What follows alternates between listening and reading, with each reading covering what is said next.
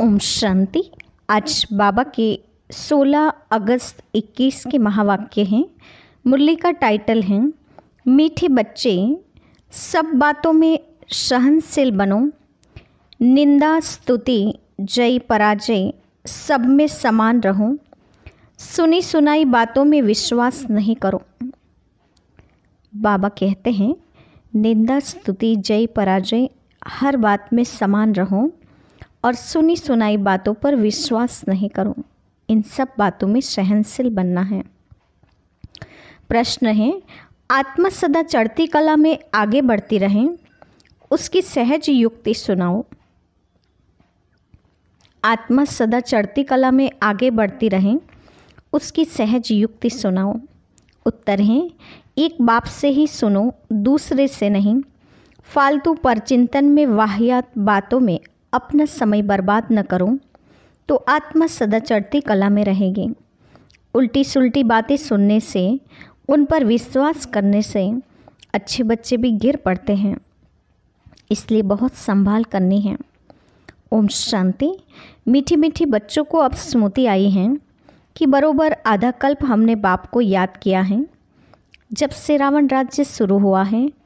ऐसे भी नहीं कि कोई पूरे आधा कल्प याद किया है, नहीं, जब जब दुख जास्ती आया है तब तब याद किया है। अभी तुमको पता पड़ा है कि भक्ति मार्ग से हम उतरते आए हैं। ड्रामा का राज बुद्धि में है, मुख से कुछ कहने का भी नहीं है। हम उनके हो गए हैं, इसीलिए जास्ती ज्ञान की दरकार नहीं। बाप के बने तो बाप की जायदाद के मालिक हो गए। कुछ कर्मेंद्रियों से करने का नहीं रहता। भक्ति मार्ग में भगवान से मिलने के लिए कितने यज्ञ तप दान पुण्य करते हैं। जहाँ भी जाओ सब जगह तीर्थ मंदिर अथाह हैं। ऐसा कोई मनुष्य नहीं जो सारे भारत के तीर्थ के और अथाह मंदिर आदि घूम सके। अगर घूमे भी तो कुछ मिलता नहीं। वहाँ घंटा घड़ियाल आदि कितना घमसान है। यहाँ तो घमसान की बात नहीं, न गीत गाने न तालियां बजाने की बात है। मनुष्य तो क्या क्या नहीं करते, अथाह कर्मकांड है। यहाँ तो तुम बच्चों को सिर्फ याद करना है और कुछ भी नहीं। घर में रहते सब कुछ करते, सिर्फ बाप को याद करना है।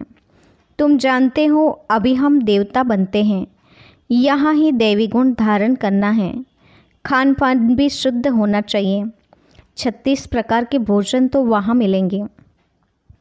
यहाँ साधारण रहना है, न बहुत ऊंच न बहुत नीच। सब बातों में सहनशीलता चाहिए।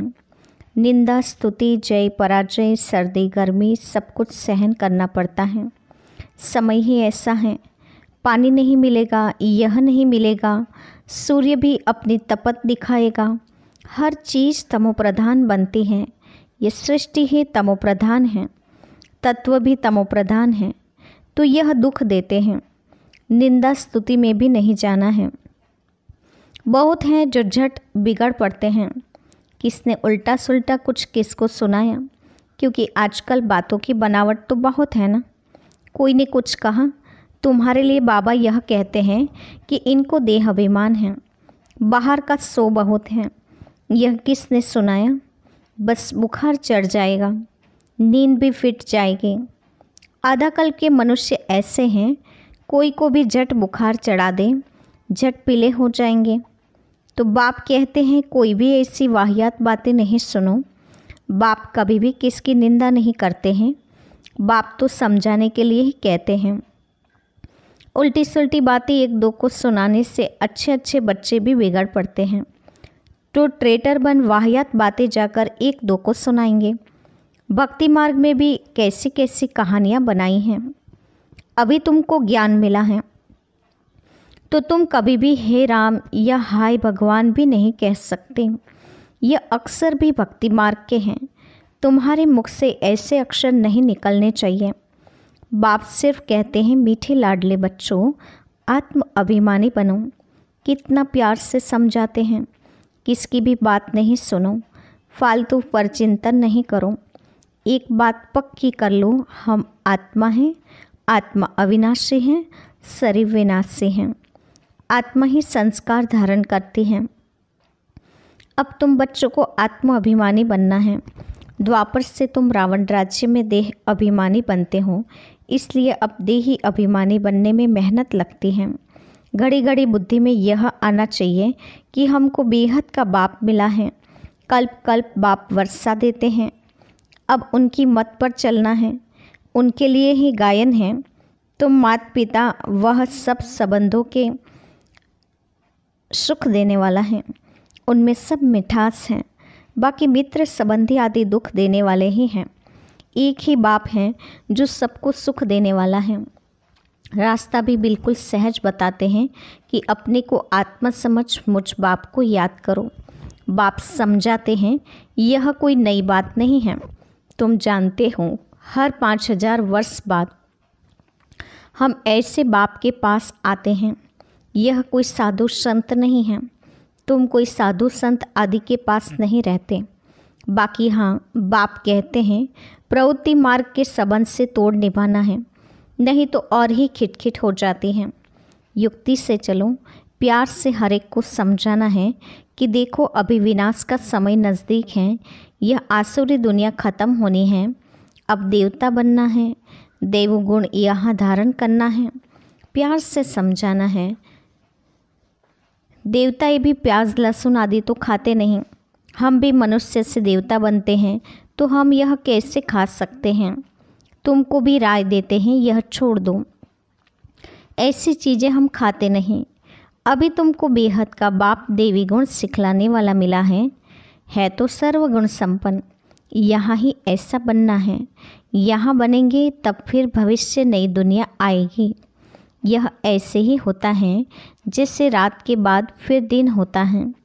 अब रात के अंत में ही देवी गुण धारण करने हैं तो फिर सुबह हो जाएगी। अपनी परीक्षा हर एक को आपे ही लेनी है। ऐसे नहीं कि बाप तो सब कुछ जानते हैं। तुम अपने को देखो ना।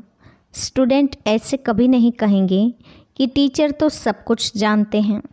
इम्तहान के दिन नज़दीक आते हैं तो बच्चे खुद भी समझते हैं हम कितना पास होंगे, किस सब्जेक्ट में हम ढीले हैं। मार्क्स कम लेंगे फिर सब मिलाकर पास हो जाएंगे।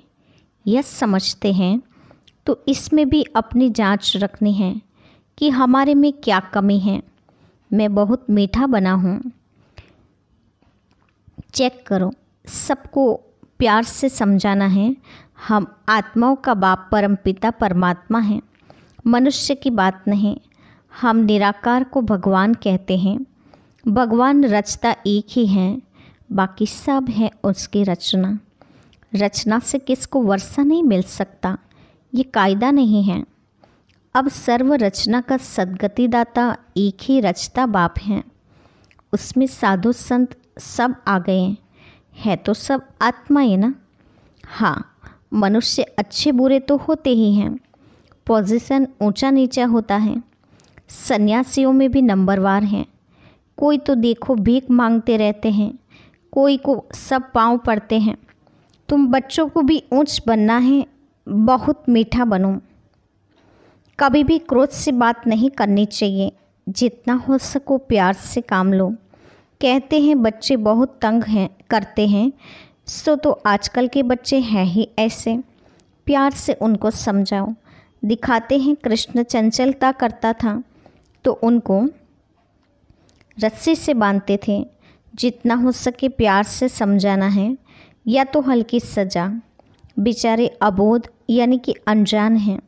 समय भी ऐसा है, बाहर का संग दोष बहुत खराब है। अभी बेहद का बाप कहते हैं तुम्हें मूर्ति आदि रखने की कोई दरकार नहीं है, कुछ भी मेहनत करने की दरकार नहीं है। शिव का चित्र भी क्यों रखें, वह तो तुम्हारा बाप है ना। घर में बच्चे बाप का चित्र क्यों रखेंगे? बाप तो हाजिरा हजूर है ना। बाप कहते हैं मैं अभी हाजिर नाजिर हूँ ना, फिर चित्रों की दरकार नहीं। मैं बच्चों को बैठ समझाता हूँ। कहते हैं बाप दादा को देखो। अब बाप तो है निराकार, उनको देख न सके, बुद्धि से समझ सकते हैं। बाप कहते हैं मैं इनमें प्रवेश कर तुमको नॉलेज बैठ देता हूँ, नहीं तो कैसे आऊँ। कृष्ण के तन में कैसे आएगा? सन्यासियों में भी नहीं आ सकता हूँ। मैं आता ही उनमें हूँ जो पहले नंबर में था, वही अब लास्ट नंबर में है। तुमको भी अभी पढ़कर फिर पहले नंबर में जाना है। पढ़ाने वाला तो एक ही है, जिनको फिर ज्ञान का सागर कहा जाता है। तुमको ज्ञान बहुत अच्छा मिलता है। तुम जानते हो शांतिधाम हमारा घर है, सुखधाम हमारी राजधानी है, दुखधाम रावण की बादशाही है। अब बाप कहते हैं, मीठे बच्चों, अपने घर शांतिधाम को याद करो, सुखधाम को याद करो, दुखधाम के बंधन को भूलते जाओ। ऐसे और कोई कह न सके, न वह जा सकते हैं। ड्रामा के बीच से वापस कोई भी जा न सके। यह जो कहते हैं फलाना ज्योति ज्योत समाया, वह पार निर्वाण गया, एक भी जाता नहीं है। सबका बाप अथवा मालिक एक ही परमपिता परमात्मा है। वह सब आशिकों का एक ही मासुक है। वह जिस्मानी आशिक मासुक एक दो को याद करते हैं, बुद्धि में चित्र आ जाता है, फिर एक दो को याद करते रहेंगे, खाना खाते रहेंगे, याद करते रहेंगे। वह तो ही एक जन्म के आशिक मासुक। तुम तो जन्म जन्मांतर के आशिक हो, एक मासुक के। तुमको और कुछ भी नहीं करना है, सिर्फ एक बाप को याद करना है।